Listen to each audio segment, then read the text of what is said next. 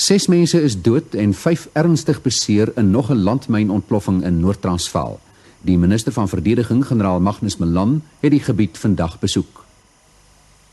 Die landmyn is laat gistermiddag hier op die wildplaas Amersham van meneer Koos de Nuysen afgetrap, toe hy en sy gesin en die Van Eck gesin van Sanien hier op die plaas gery het om na wild te kyk. Ons het die landmyn met 'n bakkie afgetrap, sy regter agterwiele die landmyn getref. Die voertuig is deur die lug geslinger en het 'n einde af op die grond geval, waarna ons in vlamme gehul was. Toe ek by myself kom, het ek gemerk dat my baba seentjie van 18 maande,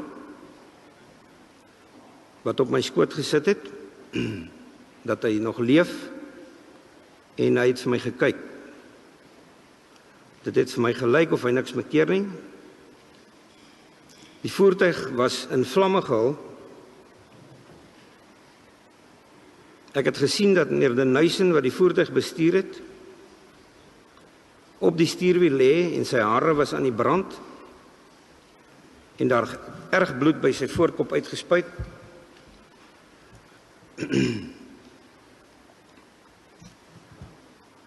Ek het probeer uit die voertuig uitklim, maar as gevolg van die impak van hierdie slag, was ek nie in staat om dit te doen nie. Ek het die deur probeer oopskop,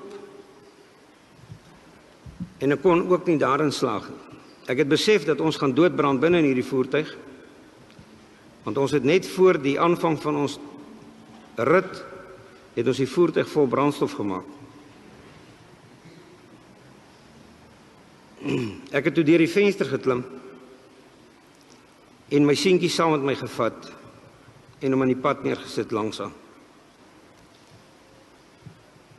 Ek het reg agter die voertuig, omtrent 5 meter daarvandaan, het ek my vrou en mevrou Marie de Nuysen aangetref, erg vermink en op slag dood. Hierna het ek verder begin rondsoek, en na 'n geruime tydjie het ek op my dogtertjie en haar vriendinnetjie afgekom, waar hulle dood lê.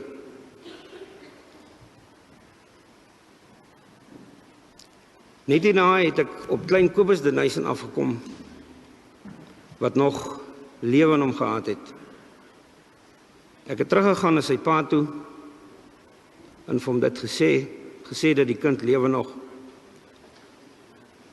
maar dat hy erg vermink is en verbrand was. Hy, meneer de Nuysen, het daar op die toneel gevra dat die kind maar moet gaan, wat ook toe gebeur het.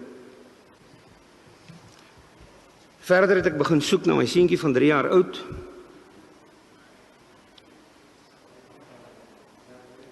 maar ek kon hom nie vind nie. Tot vandag toe kon ek hom nie vind nie. Dis vandag 10 jaar later. Dus my vraag net dit. Wat gaan u doen? Wat gaan die ANC hieraan doen? Gaan ons hierdie wandaad maar net miskyk en dit maar laat lê?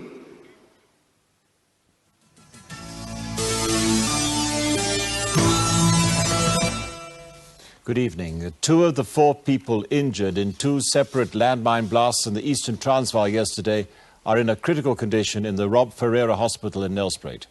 The latest blast near Nelspruit came just hours after terrorists launched an attack on a sewerage works near the town.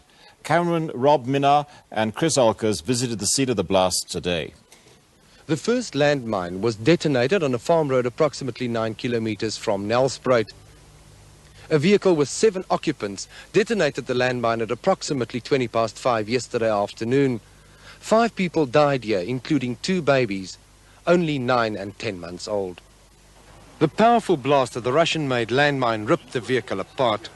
The owner of the farm, Mr. Philip Raat, and several other neighbours who heard the explosion rushed to the scene. They found 2 seriously injured men in the front seats. One woman was flung 60 metres through the air, and part of her clothing could still be seen today hanging in shreds from the top of the tree. Under her body, police found the mutilated body of a small baby. It was only later, when they removed a blanket from what they believed to have been a doll, that the body of the second baby was found. The injured were rushed to Rob Ferreira Hospital, where they are in a satisfactory condition.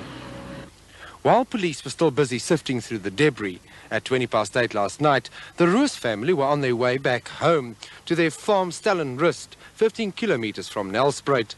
The family had been to church and were traveling in 2 vehicles. 32-year-old Mrs. Mariki Roos, her 9-year-old son Jaco, 5-year-old Corrie, and her 18-month-old baby brother Johan were in the vehicle that detonated the mine only 300 meters from their home. Ek wat agter hulle gery het plus minus 20 meter, het die volle gebeure gesien. Ek het gesien hoe die vlamme onder die kar uitborrel. Ek het gesien hoe die kar in die lug optrek. Uit die pad uit, in die linkerkant 90 grade weg, in die bos. Stukke metaal, stof, grond, het deur die lug getrek. Ek het nader gery gestop, uitgespring, en ek het gesê, Here, waarom? Ek het nader gegaan. Ek het gekyk na my vrou, sy het gesit op haar sitplek, vergrys. Gedeeltes van haar voete was daar nie meer nie. Haar liggaam was bebloed, vol snye. Sy het gekerm en gevra, waar's my bene? Hoekom het ek seer? My seentjie wat agter haar gestaan het, op daardie oomblik het gesit agter op die sitplek, met sy kop skeef en hy was bewusteloos. Wat ons gevind het, is 'n gedeelte van my seun se voorkop, waar hy 'n gat ingehad het, linksbo, van sy harsings, het saam op die sitplek gelê. Ek het dit opgetel, in 'n tissue gesit, dit toegevou, en dit in my huis gaan begrawe. Weet u hoe dit voel, meneer voorsitter? Kan u indink hoe dit voel om jou eie kind van 8-jarige ouderdom, om so van sy breinweefsel en breinskedel op te tel en te gaan begrawe saam met jou pa? Kan u indink wat dit aan 'n mens doen? Hoe moet jy weer 'n mens wees na so 'n ervaring? 3 dae na die landmynontploffing is my vrou dood. Dit het nie goed beter gegaan met Jaco nie. Jaco is op 5 Maart 1987 is Jaco oorlede. Daardie kind het 7 maande van hel en lyding gehad. Daardie kind het as normale kind het hy 35 kg geweeg. By sy afsterwe het hy 15 kg geweeg. She was actually coming home as usual on Sundays. On that day when she met the accident between Carino and Nelspruit, there the bomb blasted. Lindiwe had a child, a small child with her. She was 8 months old. The baby was 8 months old during that bomb blast. What happened? The message we only received on Monday in the afternoon at around about 3 o'clock that something happened on her. Thereafter, in that incident, my child was also involved. And those people who were actually watching TV news, they saw her and they recognized her. Now, I feel very much hurt. I'm asking the Commission to investigate what should be done, because really I was very much worried about the death of my child. My child died in a very